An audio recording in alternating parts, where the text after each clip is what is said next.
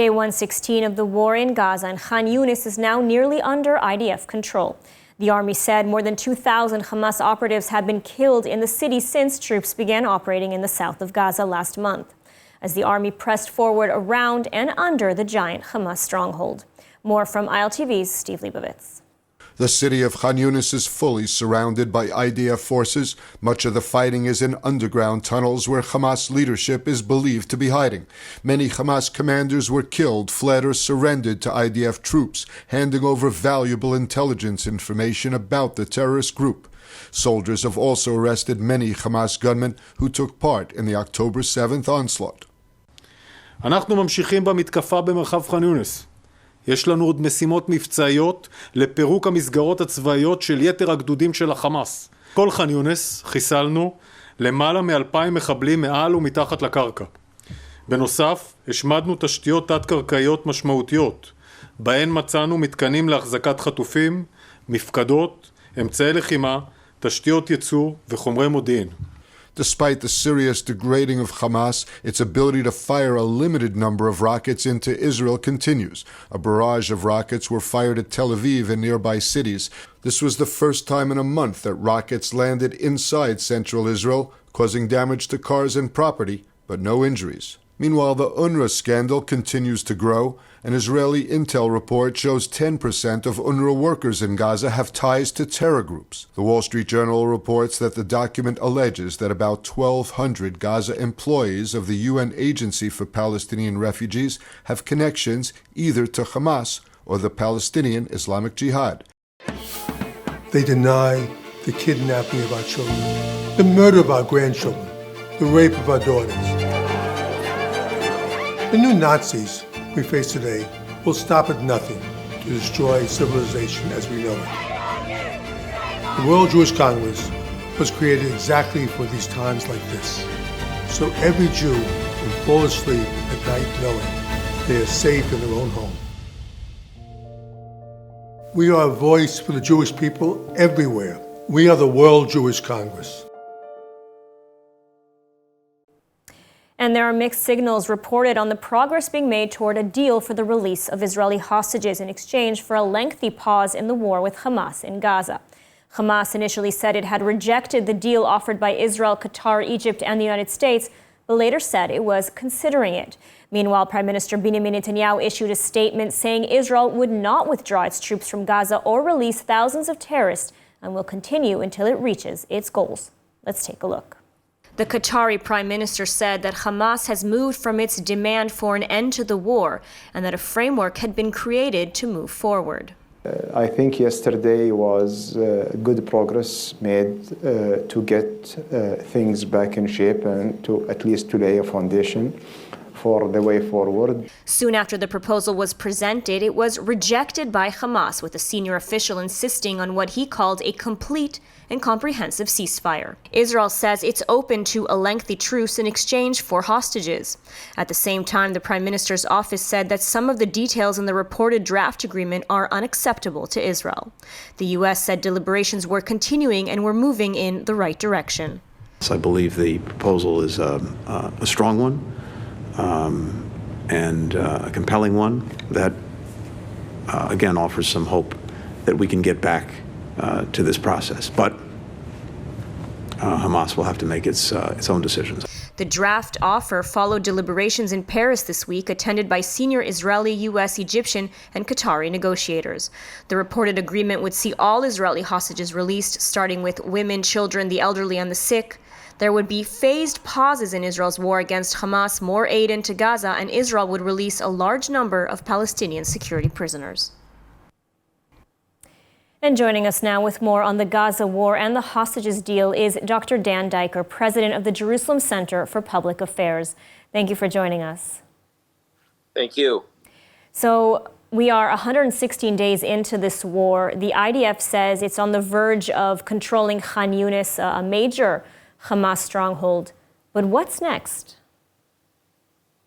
What's next is, after the control of Khan Younis, the Israel Defense Forces has got to take control of the very sensitive but strategically vital Philadelphia route. It's called the Philadelphia Corridor. which is that corridor that separates Egypt from southern Gaza, because through that corridor flows weapons, material, and millions and millions of dollars of other supplies that continues to arm, weaponize, and supply the Hamas. Because people wonder, how is it that the Hamas keeps getting the sophisticated weapons? And one of the answers is through the tunnels. There are many tunnels that have been yet to be discovered that are coming under Sinai into the Gaza Strip. And that is where Israel must take control in order to secure and neutralize the Hamas control of the Gaza Strip from the south to the north. And, Hamas is clearly still standing. I mean, just yesterday it fired many missiles into Israel, even reaching Tel Aviv. How close is Israel to dismantling this terror group?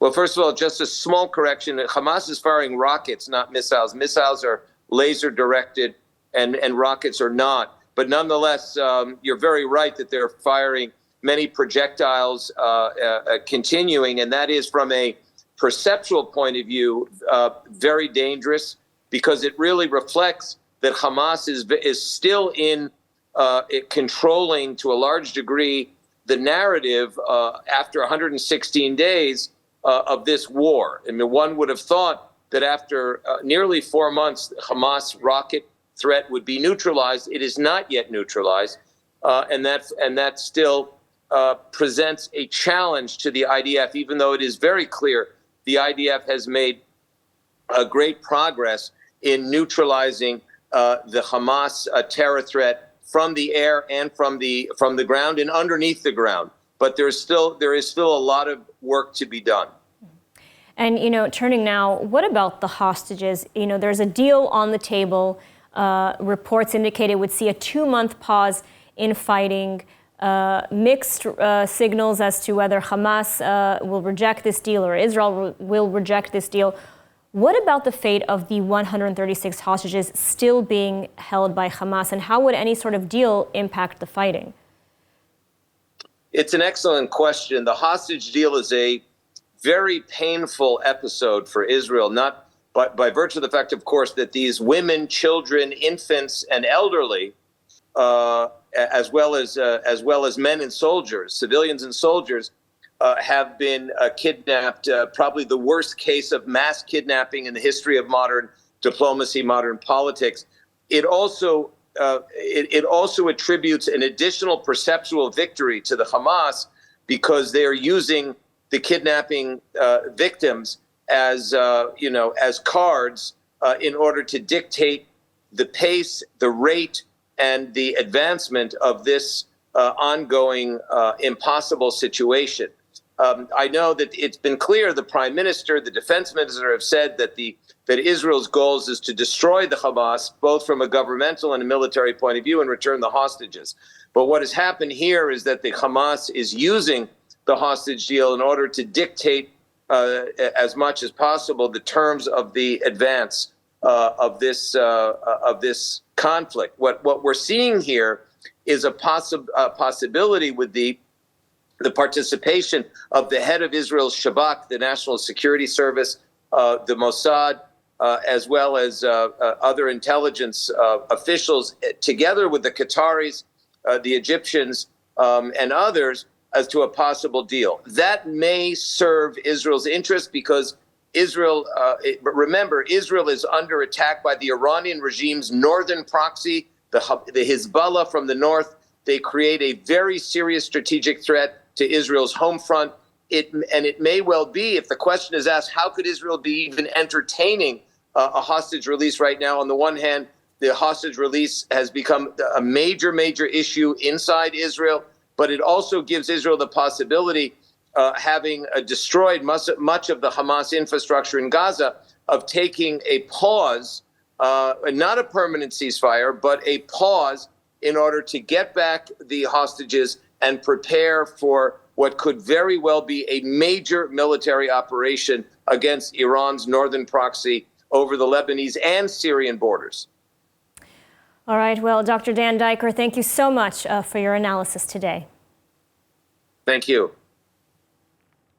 Experience the power of truth with ILTV News. If you're looking for quality content and captivating visuals, join our news community and become an integral part of our team as we embark on a mission to unveil the real Israel, dismantling the web of lies and misinformation that surround reporting on Israel. By subscribing to ILTV News, you will not only have access to the latest updates, but you will also amplify our message, creating a ripple effect that carries the truth far and wide. Subscribe today and help reshape the narrative. Available on the web, Android, and Apple.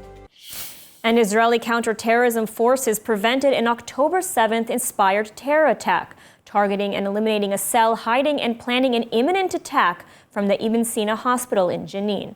More from ILTV's Steve Leibovitz. A combined counter-terror operation located and eliminated a Hamas cell within minutes, according to a joint statement by the IDF, Israeli Police Yamam counter-terrorism forces, and the Shin Bet. Hamas terrorist Mohammed Jalamna was killed during the operation, along with 2 fellow terrorists who hid with him at a hospital. CCTV shows the forces dressed as doctors, nurses, and Palestinian women heading to a hiding room on the 3rd floor of the Palestinian hospital, where they shot and killed the surprise terrorists with guns equipped with silencers before escaping the building unscathed. Jalamne, aged 27, was allegedly in contact with Hamas headquarters abroad and armed other operatives ahead of a planned murder spree. The 2 others killed alongside Jalamne are known to have been involved in previous shooting attacks. Security officials said that many wanted Palestinians hide in the Jenin hospital to plan terror attacks, hoping the medical center will provide protection from Israeli counter-terror operations. Officials said the 3 were planning what was described as an October 7th inspired attack. In other news, a new report led by the Diaspora Affairs Ministry and other Jewish organizations has found a shocking rise in anti-Semitic incidents since October 7th, reaching levels unseen since Nazi Germany. The details in the following report. 2023 has seen a 235% spike in anti-Semitic incidents from the previous year, with 43% of incidents taking place in the United States and 35% in Europe. This, according to a new report released by the Ministry for Diaspora Affairs and Combating Antisemitism, the World Zionist Organization, and the Jewish Agency. On Monday, the Knesset Committee for Immigration, Absorption, and Diaspora Affairs convened to discuss the report, which focuses on antisemitism in 2023 and early 2024, in the context of the Swords of Iron War. According to the report, 2023 began with roughly 10% increase in anti-Semitic incidents compared with 2022. This trend persisted for the first 9 months of the year, but a dramatic increase in the scope of antisemitism worldwide was recorded following the October 7th attacks and the outbreak of the ongoing war in Gaza, eventually reaching an all-time high. Minister of Diaspora Affairs and Combating Antisemitism Amichai Shikli presented the report. צריך לפתוח ולומר, המצב היום של שנאת ישראל בעולם הוא החמור ביותר מאז שנות ה-30 נקודה. According to the report, the U.S. has seen a 337% increase in anti-Semitic acts since the outbreak of the war. Canada has seen an 800% increase, France 1,000%, as well as a 430% increase in requests to immigrate to Israel since the war began. Australia marked a 738% increase, with 64% of Jewish students saying they have experienced anti-Semitism on university campuses. Germany, a 320% increase, with 80% of Jewish communities reporting that they feel unsafe. The report also highlighted the increased hate speech on social networks, recording a 400% increase in anti-Semitic rhetoric in the 17 days after October 7th. In addition, a 1,200% increase was recorded in the number of posts that included violent anti-Semitic content, such as calls for violence against Jews, Israelis, and Zionists. 79% of these posts were written in Arabic. Shikli said that in the wake of the report, his office's main recommendation is to move from the defensive phase to the offensive phase. He said, "We have to file lawsuits against Hamas and the Palestinian organizations over anti-Semitism and incitement to terror. The Palestinian Authority educates to terror and pays terrorists, and we have to know how to combat this with the proper tools." And joining us now with more on the rise in anti-Semitism around the world is Deputy Mayor of Jerusalem and Israel's Special Envoy for Innovation, Fleur Hassan Nahum. Thank you for joining us. Thank you. So we have a lot to cover, but I'll start with this report.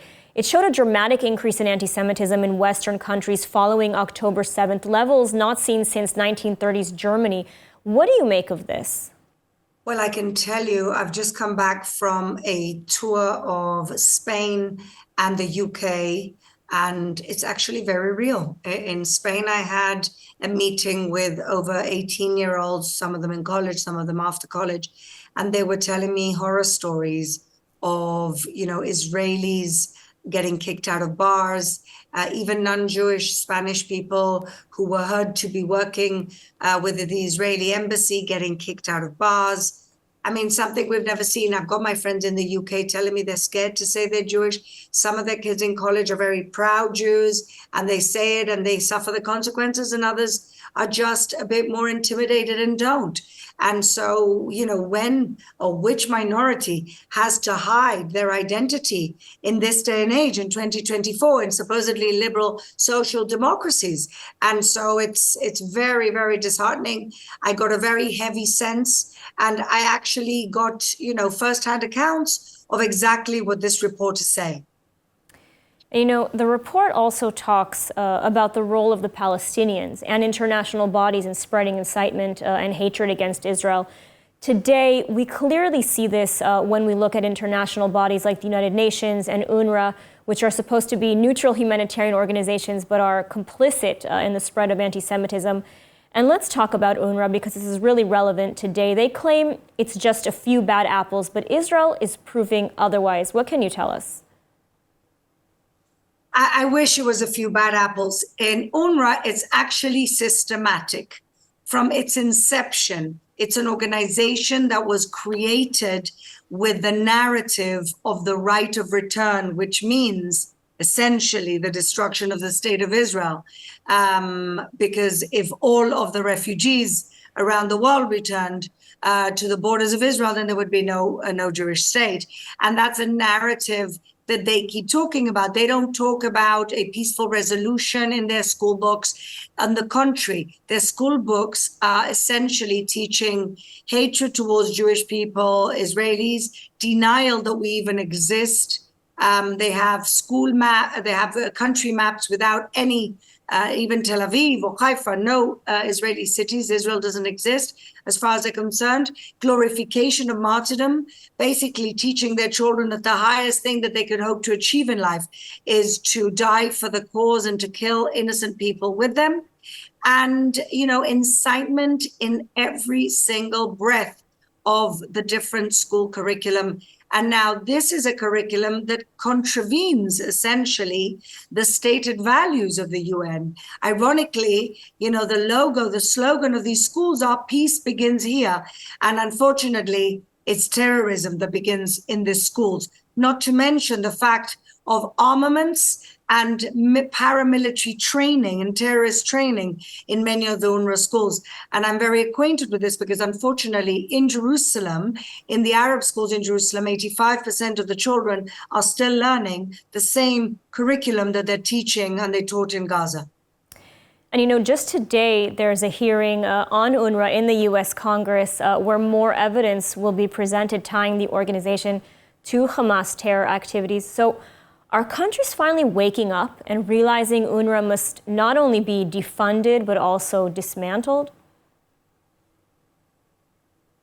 It absolutely needs to be dismantled. Like I said earlier, it's rotten to its core, and there's other organizations that could take over. I don't buy this thing that there'll be a vacuum and they won't get the help. What about the United Nations High Commission on Refugees? Why did the UNRWA need to exist when there's already a High Commission on Refugees that exists for all the other refugee problems around the world? UNRWA has become very cultish anti-Israel, and apart from some members of staff that come from abroad, the majority of the members of staff are local. And as we saw in the last few days in the different scoops by the New York Times and by the Wall Street Journal, a large proportion of UNRWA staff in Gaza and also Judea and Samaria are members of terror organizations. I mean, I think it should be a very basic criteria that if you work for UNRWA, you shouldn't also be a member of a terror organization. Well, they haven't even managed to do that in Gaza. And so how can Israel combat such levels of anti-Semitism, both sort of these institutional anti-Semitism and also just, the regular anti-Semitism that's been around for ages, even in your city, in Jerusalem, where we see this anti-Semitism and incitement? Well, the first thing we have to do is insist upon donor countries of UNRWA that they should not give the money, they should not donate the money unless the curriculum is changed. And unfortunately, I have to say, Israel has never done enough on that. We've kind of kicked the can down the road to the point that in Jerusalem, the Ministry of Education funds those Arab schools that teach this hateful curriculum. And so we want other people to stop funding. We have to stop funding ourselves first. Absolutely. All right, Fleur Hassan Nahum, thank you so much for speaking with us today. Thank you. And now, caring for sick children, especially during wartime, is always a challenge. And so bringing some light during these dark times, Sheba Tel Shomer's Children's Hospital put on a special magic show for its patients. ILTV's Ariella Lachiani was there to bring some positive news. Let's take a look. Hi, I'm here now at the Edmund and Lily Safra Children's Hospital at Sheba Tel HaShomer, where a magic show is being held for all of the children patients. It is full of love inside, full of fun. The children are eating popcorn, smoothies, having fun, getting gifts. And this is just another snippet of all that Sheba does for its patients. Let's have a look inside.